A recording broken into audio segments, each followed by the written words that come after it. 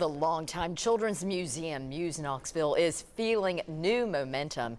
A major funding grant will allow the Muse to transition into the historic Jacob building and fund its new financial literacy exhibit. It's a move, and it's just one piece of a much bigger conversation about the future of Chilhowee Park. 10 News reporter Alana Munich joining us now to explain how that money fits into a larger vision and the questions that remain. Alana?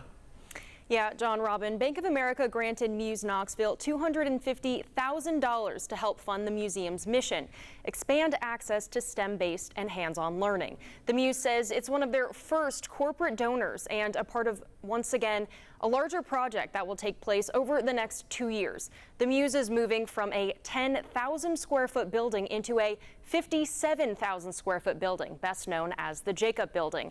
That money will help fund the Muse's financial literacy exhibit, but the move also leaves the future of the park and the Tennessee Valley Fair up in the air.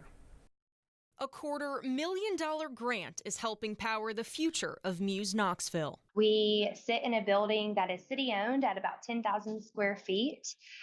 Each year, we see 90,000 children and caregivers on site. The Muse is moving into Chilhowee Park's Jacob building that sits at 5 times their current size. This is a huge capital project that's taking place over the next 2 years. The Bank of America grant helps the Children's Museum fund their new financial literacy exhibit and much more. 4 classrooms.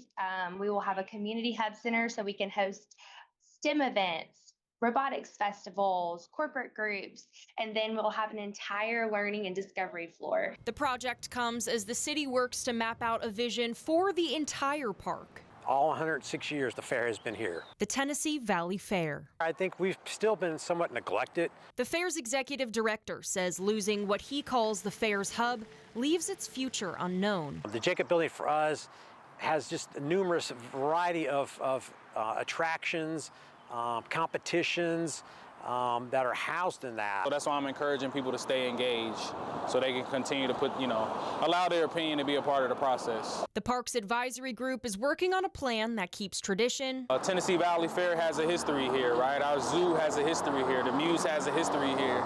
And so what does Chilhowee look like for all 3? While leaving room for growth. We want the community to know that we're so thankful for these investors that are coming alongside and giving back to their community this way, but also this is a community project and we have a long way to go.